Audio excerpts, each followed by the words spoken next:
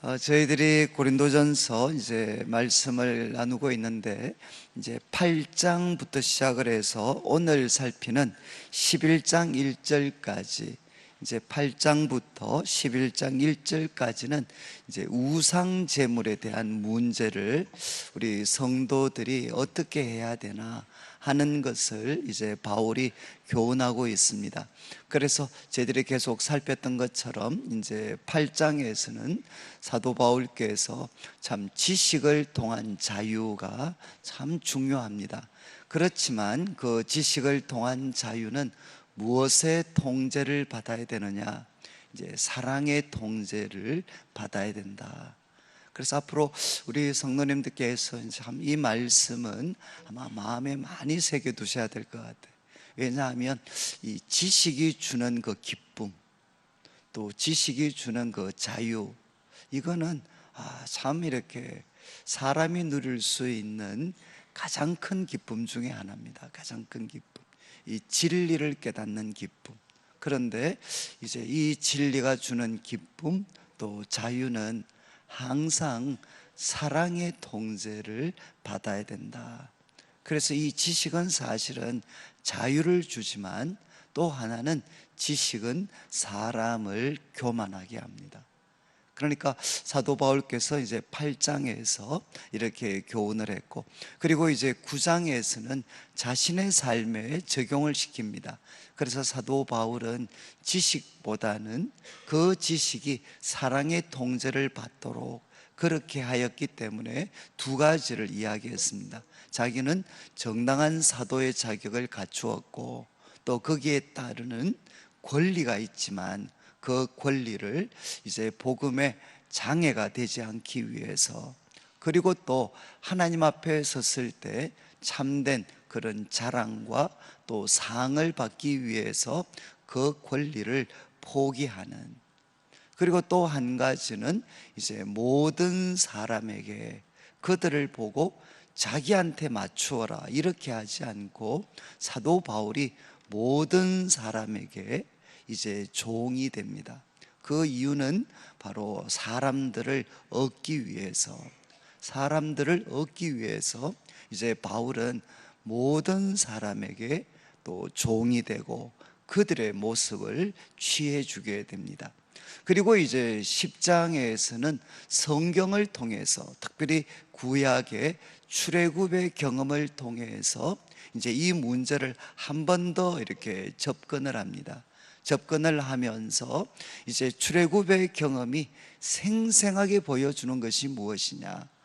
이렇게 우리 조상들이 다, 정말 모두가 다 홍해를 가르는, 그래서 우리 신약으로 이야기하면 세례를 받았고, 그리고 또 그들은 신령한 식물과 또 신령한 물을 마셨습니다. 이것은 이제 신약시대 성도들에게는 성찬과 같은 것이죠.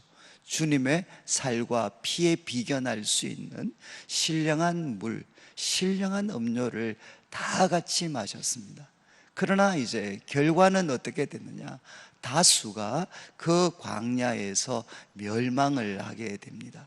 그래서 이 일은 우리들에게 생생한 본보기가 된다. 그러면서 이제 사도 바울께서 이 고린도 교회 성도들한테 도전을 하죠. 악을 즐기는 자가 되어서 안 된다.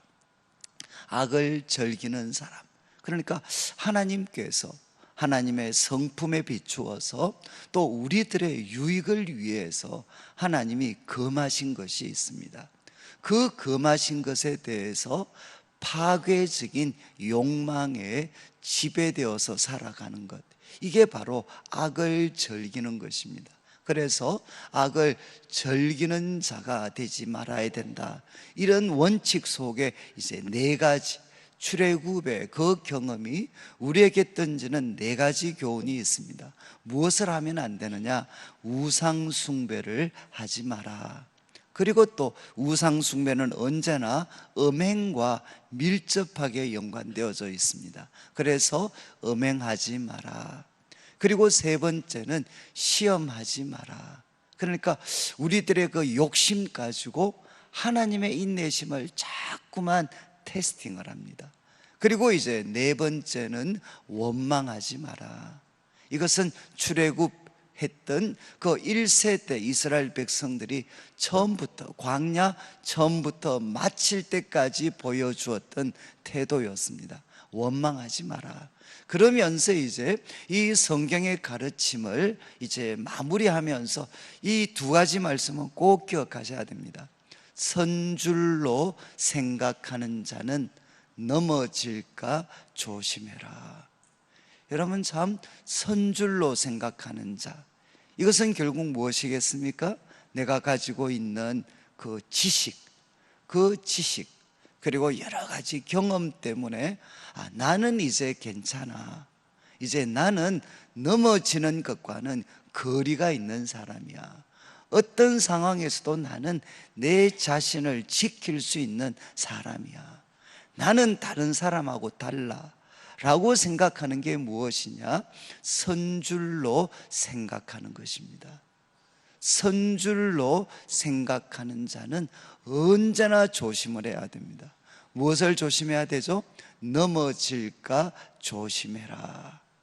여러분, 선줄로 생각, 그러니까 성경이 주는 가장 놀라운 그 하나의 역할이 뭔가 하면 선줄로 생각하는 사람들에게 넘어질까 조심하게 만들어주는 그것이 뭔가 하면 성경의 역할 중에 하나입니다. 또 하나가 무엇이죠? 그렇지만 사람은 감당하지 못할 시험밖에는 너희에게 당한 것이 없다. 아마 우리 직장 생활을 하시면서 때로는 불신 가정, 또 믿지 않는 친구들, 또 여러 가지 사업들을 하실 때 이 사업을 하는 한, 이 가정, 또 이 가정에서 내가 살아야 하는 한, 이 시험은 피할 수가 없다 라고 생각하게 되는 그런 경우들도 많이 있습니다. 그러나 이제 바울은 우리에게 도전을 하죠. 구약의 말씀을 통해서 사람이 감당할 수 없는 시험, 그것은 하나님이 허락하지 않으셨다는 겁니다. 하나님은 누구시냐? 하나님은 미쁘신 분이시다. 이것은 하나님은 신실하신 분이시다. 하나님은 믿을 만한 분이시기 때문에 우리가 시험 당할 때마다 무엇을 허락하시는 분이냐? 바로 이제 시험 당할 점에 피할 길을 내시는 분이 누구신고 하면 바로 하나님이시라는 겁니다. 그러니까 어떤 유혹의 상황에도 그것을 정말 포기하고 그리고 절망하면서 그 시험에 넘어지는 것이 아니라 언제나 피할 길을 주시는 하나님, 그 하나님의 도우심을 의지하고 그 시험, 그 유혹을 우리가 넘어서야 된다, 이렇게 바울은 교훈을 합니다. 그런 다음 이제 오늘은 10장 14절부터 11장 1절까지입니다. 이제 10장 14절부터는 이 우상제물에 대한 문제에 대해서 이제 마무리를 합니다. 이 부분이 결론인데, 이제 우상제물에 대한 문제를 또 무엇과 한번 또 비교해서 조명을 하는가 하면, 이제 우리 그리스도인들, 신약시대 우리 그리스도인들이 정말 이렇게 하고 있는 성만찬, 이제 주의 만찬입니다. 이 주의 만찬과 한번 비교해서 이제 신전에 들어가서 우상 제물을 먹는 것, 그러니까 신전에 들어가서 이제 우상 제물을 먹는 것, 지금 후반부는 뭔가 하면 길거리나 아니면 친구한테 초대를 받아서 가정에서 이제 우상에 드려진 고기일 수도 있는 음식을 먹는 것과 신전에서 그 제사의 자리에 같이 있으면서 음식을 먹는 것, 이 두 가지를 좀 구분해서 지금 바울이 교훈을 합니다. 그런데 이제 먼저 주의 만찬, 성만찬에 대한 이야기를 14절을 한번 보십시오. 이제 14절을 보시면, 그런즉 내 사랑하는 자들아 우상 숭배하는 일을 피해라. 이제 우상 숭배하는 일을 피해라. 그리고 15절에 나는 지혜 있는 자들에게 말함과 같이 하는데 너희는 내가 이르는 말을 스스로 판단해봐라. 내가 지금부터 하는 이야기를 잘 한번 판단해봐라. 그러면서 이제 16절 성만찬에 대한 이야기를 합니다.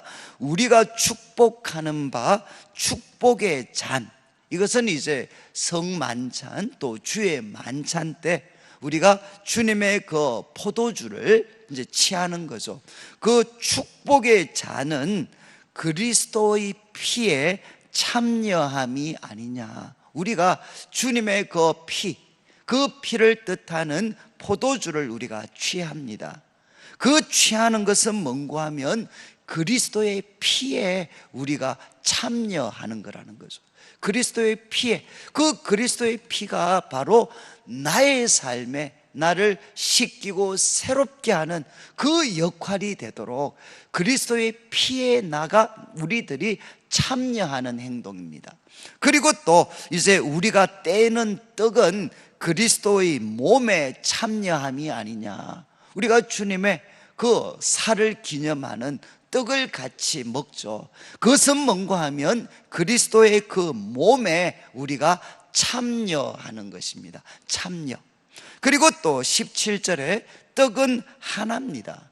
많은 우리가 한 몸입니다. 우리는 떡은 하나고 이것이 보여주는 게 무엇이냐? 우리는 한 몸이라는 거죠. 그래서 우리는 이 성만찬을 통해서 그리스도의 그 몸, 그리스도에 참여할 뿐만 아니라 그리스도의 그 몸에 우리는 참여하게 됩니다. 그러니까 성만찬, 이 주님의 만찬이 보여주는 게 뭐냐? 주님의 살을 먹고 주님의 그 피를 마시는 이 성만찬은 뭔가 하면 그리스도에게 참여하는 것이다. 그리스도와 연합되는 것이라는 것. 그리스도와 연합되고 그리고 또 그리스도의 몸과 연합되는 순간이 언제냐? 바로 이 성만찬 때 일어나는 일이라는 거죠. 주님과 연합하고 주님과 교제하고 친밀한 연합이 일어나는 것이 주의 만찬에서 일어난다는 겁니다. 만약에 이걸 통해서 이제 18절을 한번 보십시오. 그것처럼 신약만 그런 것이 아니라 구약시대 육신을 따라 난 이스라엘을 봐라. 제물을 먹는 자들, 그 제물, 그 구약의 제사에 참여해서 그 제물을 함께 먹는 사람들은 제단에 참여하는 자들이 아니냐. 이 제단에 참여한다는 것은 하나님을 섬기는 일에 그들도 참여하는 것이 아니냐. 그러니까 지금 구약도 신약도 구약의 제사제도와 그리고 신약의 주의 만찬에 참여한다는 것이 뭔가 하면 그것은 그리스도와 연합되는 것이고 그리스도의 몸과 연합되는 것이고 하나님을 섬기는 일에 나도 함께 참여한다는 것이 그 의식에 참여해서 함께 그 제물을 먹는 것에 포함되어져 있다는 것입니다. 자, 그렇다면 이제 19절 그런즉 내가 무엇을 말하느냐? 우상의 제물은 무엇이고 우상은 무엇이냐? 분명히 우상이 없는 것이 맞습니다. 그러나 그 우상에게 그 신전에 참여하고 거기서 함께 그 떡을 먹는다는 것은 뭔가 하면 주의 만찬과 구약의 제사에 비추어 볼 때 그 자리는 무엇이 될 수 있느냐? 귀신과 친밀하게 교제하고 귀신과 연합하는 바로 그 행동이 될 수가 있다는 겁니다. 그래서 이제 20절 무릇 이방인이 제사하는 것은 그것은 명확한 것은 무엇이죠? 하나님에게 하는 것이 아니라 귀신에게 하는 것이다. 여러분, 하나님이 계시는 것만큼 분명한 사실은 무엇이냐? 악한 영이 있습니다. 그래서 그것은 귀신에게 하는 것이고 하나님께 제사하는 것이 아니다.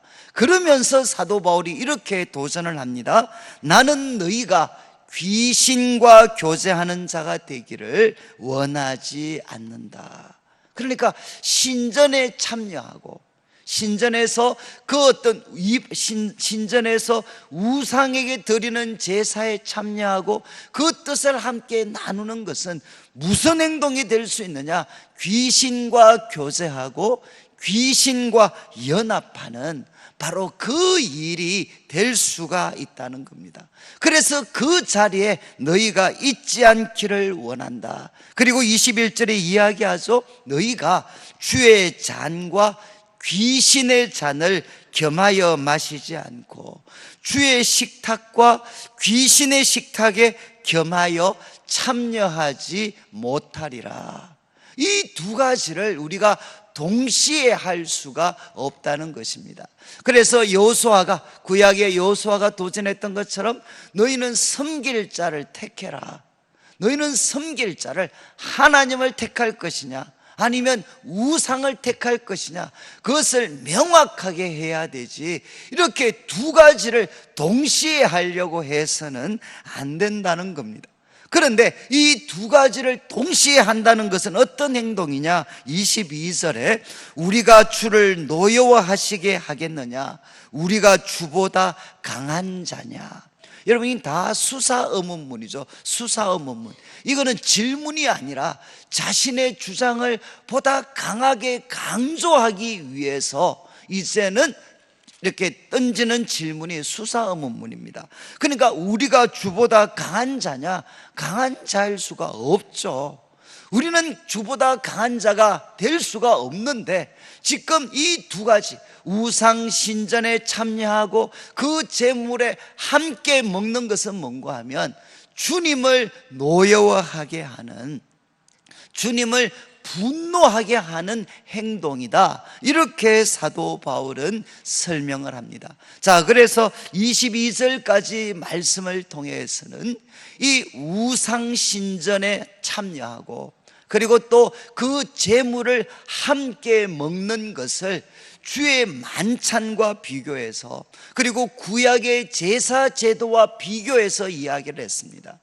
신전에 참여하고 먹는 것은 귀신과 섬기는 대상과 친밀한 교제와 연합을 나타내는 행동이기 때문에 지금 그 어떤 우상 신전에 참여하고 그 제물을 먹는 자리에 동참하는 것은 무엇이냐? 이것은 귀신과 교제하는 것이고 하나님의 노여움을 초래할 수 있는 파괴적인 행동이다. 이렇게 사도 바울은 우리한테 교훈을 합니다. 그리고 이제 23절은 무대가 우상 신전에서 이제 시장으로 바뀝니다. 그리고 우리들의 가정으로 바뀌게 됩니다. 지금 22절까지 말씀은 우상 신전에서 우상에게 드리는 제사에 참여하고 그 떡을 함께 먹는 거라면 23절부터 이제 마지막 절까지는 무대가 시장입니다. 시장. 고대에는 고기가 아주 고대에서 일반인들이 고기를 접하는 것은 거의 불가능했습니다. 그래서 시장에서 판매하는 고기의 상당수는 어디냐? 이방 신전의 제사로 드려졌던 그 고기가 이제 뒤로 나온 거죠. 그래서 시장에서는 분명히 고기를 우리가 먹기 위해서 파는데 그 고기 중에 상당 부분이 우상에게 제사로 드려졌던 고기였습니다. 그리고 또 이제 가정에서 우리를 식사를 대접을 할 때도 그 고기가 사용되어지는 경우가 많이 있었습니다.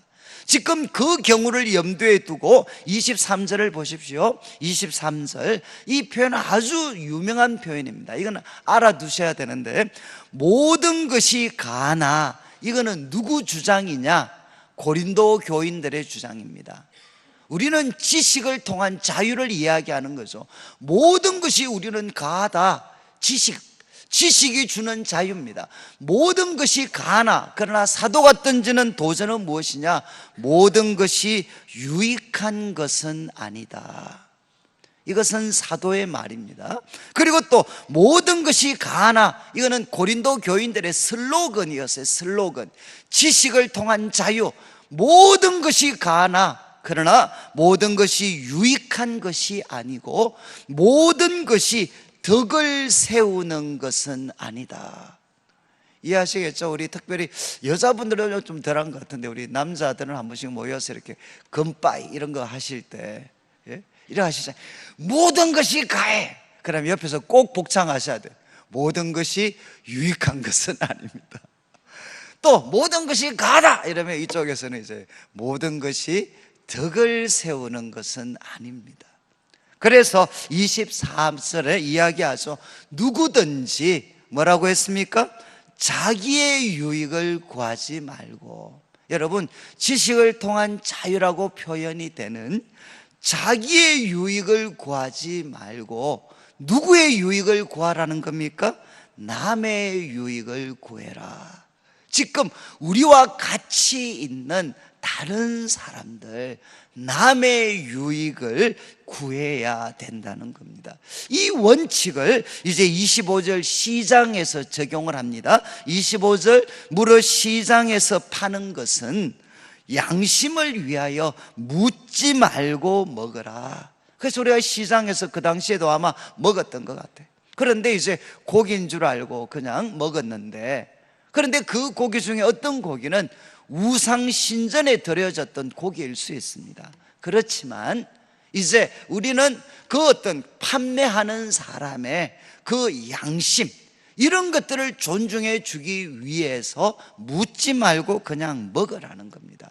이유가 26절 이는 땅과 거기 충만한 것이 주의 것임이라. 땅과 거기 충만한 게 다 주님의 것이기 때문에 그냥 질문하지 말고 먹으라는 겁니다. 누구를 위해서? 판매하는 사람의 양심을 위해서. 그렇지만 27절 또 불신자 중 누가 너희를 청할 때 너희가 가고자 하거든. 믿지 않는 분이 이제 우리를 초청을 했습니다. 집에 초청을 했을 때 우리 앞에 이제 식사를 이렇게 차려 놓죠. 너희 앞에 차려 놓은 것은 무엇이든지 양심을 위하여 묻지 말고 먹으라. 이 양심은 대접하는 사람의 양심입니다.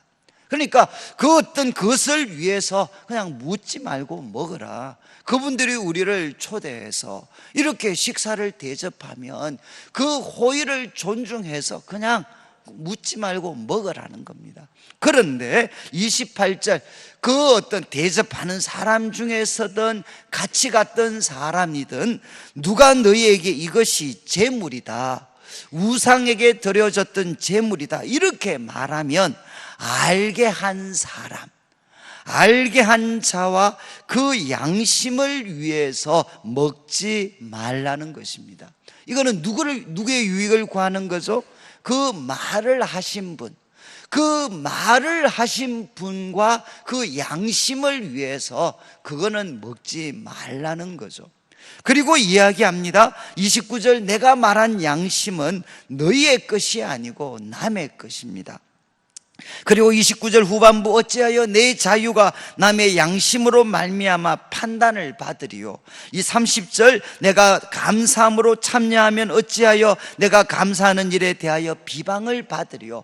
분명히 우리들이 홀로 있을 때는, 그리고 다른 사람을 고려할 필요가 없을 때는 언제나 우리는 신앙의 양심에 따라서 행동해야 된다는 겁니다. 그렇지만 우리 주위의 사람들과 같이 있을 때는 어떻게 해야 되느냐? 나의 자유보다는 남의 유익을 먼저 구해야 된다는 거죠. 그러면서 이제 10장 31절부터 마지막 절까지는 여러분이 이제 우리 특별히 우리가 그 이제 우리 장로교에서는, 우리 이제 그 개신교, 우리 또 장로교에서는 이 구절만큼 유명한 구절이 없습니다. 이제 사도 바울이 우리에게 도전을 합니다. 우리 그리스도인들은 매 순간순간마다 어떻게 살아야 되느냐? 이것은 교회에서 뿐만 아니라 우리 가정에서, 우리 일터에서 우리는 순간순간마다 어떻게 살아야 되느냐? 하나의 행동의 대강령과 같은 말씀입니다. 첫 번째가 무엇이죠? 31절 그런즉 너희가 먹든지 마시든지 무엇을 하든지 그것이 시장이든 아니면 사람에게 초대를 받아서 갔든 어디 먹든지 마시든지 무엇을 하든지 첫 번째 원칙은 무엇입니까? 하나님의 영광을 위하여 하라. 하나님의 영광을 위하여 하라. 여러분, 이것은 주로 무엇을 통해서 우리에게 주어지느냐? 말씀에 대한 지식입니다. 말씀을 통한 바른 지식을 통해서 이것이 바로 하나님의 영광을 위해서 살아가는 삶이구나 하는 것을 우리가 확인하게 되고 우리들의 삶을 통해 실천하게 됩니다. 그래서 여러분들이 아마 오늘 이 말씀을 익히신 다음에는 그냥 모든 순간 우리가 직장에 가서도 마음으로 기도하는 거죠. 그리고 사람들을 대할 때도 하나님, 나의 행동이 하나님을 영화롭게 하는 행동이 되게 해 주십시오. 그리고 우리 자녀들 가정을 섬길 때도 하나님, 이 행동이 하나님의 영광이 되게 하여 주십시오. 말 그대로 하나님 앞에서 하는 행동이 되는 거죠. 하나님의 영광을 위해서 해라. 먹든지 마시든지, 이거는 뭡니까? 교회와 관련되는 행동뿐만 아니라 우리 일상의 삶에서 먹든지 마시든지 다 하나님의 영광을 위해서 해라.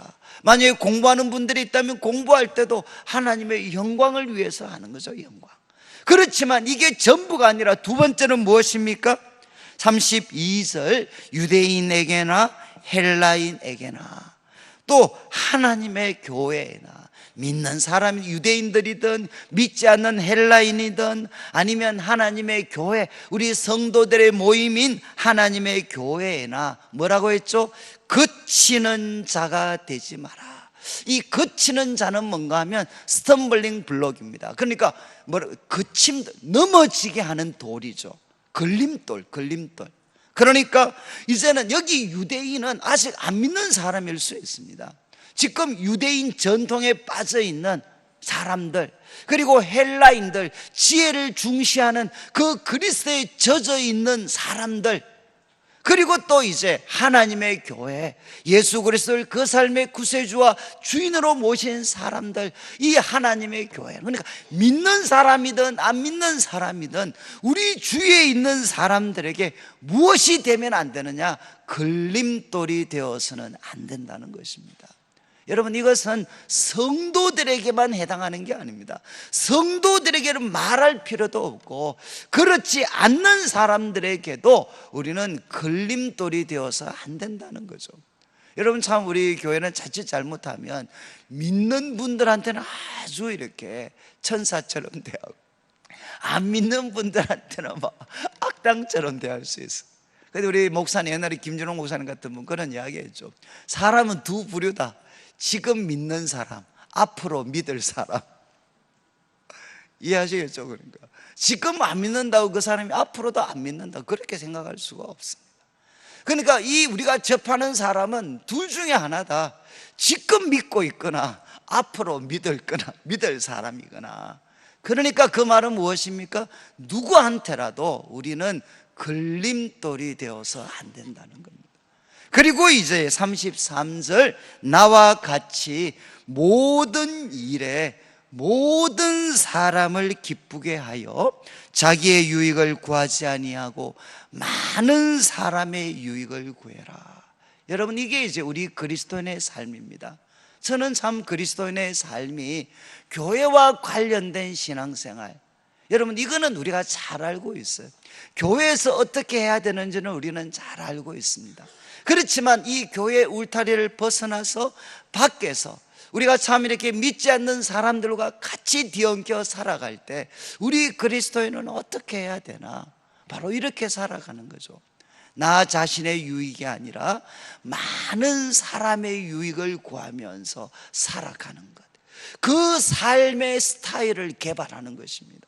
그래서 우리가 같이 있는 동료들이 있으면 순간마다 나 자신의 유익보다는 다른 사람들의 유익이 될 수 있는 길을 하나님 앞에 구하고 찾고 두드리고, 또 우리가 여러 가지 판매를 하고 제품을 우리가 판매한다면 이 제품이 나에게 경제적인 이익만 줄 뿐만 아니라 사용하는 사람들에게 어떻게 하면 동일한 가격에 더 많은 유익이 돌아갈 수 있도록 해줄 수 있을런지, 그러니까 모든 삶의 모든 순간이 바로 다른 사람들의 유익을 구하는데 거기에 헌신하고 그것을 기도하며 찾아야 된다는 거예요. 여러분, 우리가 기도하면서 정말 잘 되도록 또 해줘야 되지만 바로 이런 삶이 될 수 있도록, 하나님, 제가 하는 일을 통해서 오늘도 하나님께 영광이 되고, 그리고 사람들에게 걸림돌이 되지 않고, 하나님, 다른 사람,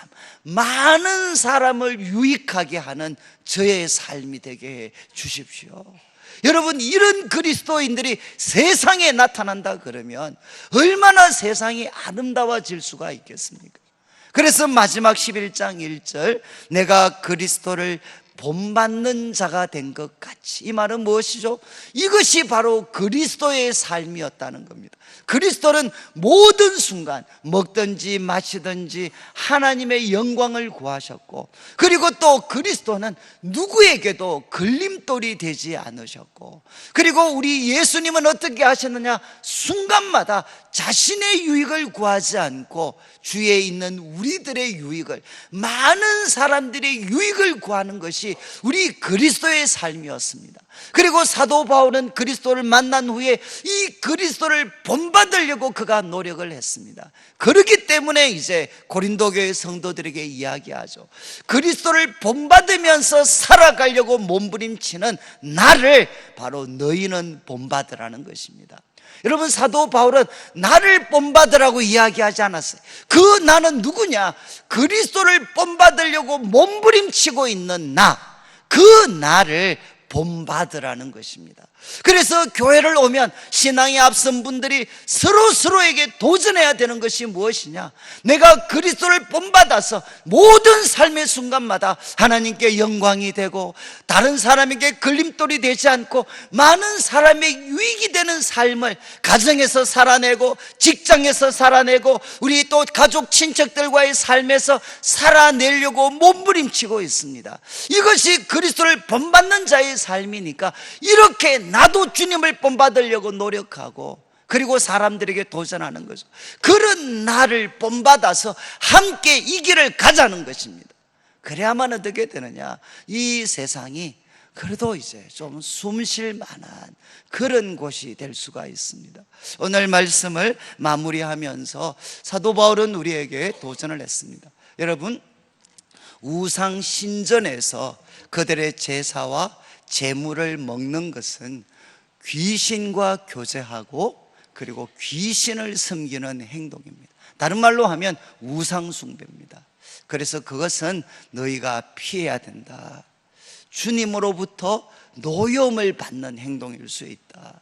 그리고 이제 그러나 시장과 또 가정에서 사람들이 우리들에게 선한 의지를 갖고 팔기도 하고 대접하기도 할 때, 그때는 나보다 그들의 양심을 존중해 줘서 결론은 먹든지 마시든지 정말 하나님의 영광을 위해서 하고, 그래서 저는 이제 이번 특세 마치고 나면 그래도 우리 애들이 이제 한 번씩 저한테 문자가 와서, 목사님 혹시 요번에 어떤 일이 있었는지 모르지만 이렇게 애들이 표현하는 거죠. 우리 엄마가 착해지셨어요. 또 우리 아빠가 착해지셨어요. 그리고 또 우리 남편들, 안 믿는 남편들도, 목사님 요번에 무슨 일이 생겼는지 모르겠는데 우리 마누라 얼굴 빛깔이 하늘빛으로 바뀌었습니다. 그리고 또 직장에 계시는 분들도 안 믿는 분들이지만 한 번씩 연락 오셔서, 목사님 무슨 일이 있었는지 모르겠는데 우리 지금 상사가 천사가 되어서 나타났습니다. 정말 이렇게 우리를, 남을 먼저 배려해 주고 남에게 걸림돌이 되려고 하지 않고 한순간 한순간을 하나님께 영광을 돌리는 참 엄숙한 삶을 살아가는 그 모습을 우리 성도님들이 가정에서 일터에서 보여주게 되시기를 주님의 이름으로 축원합니다.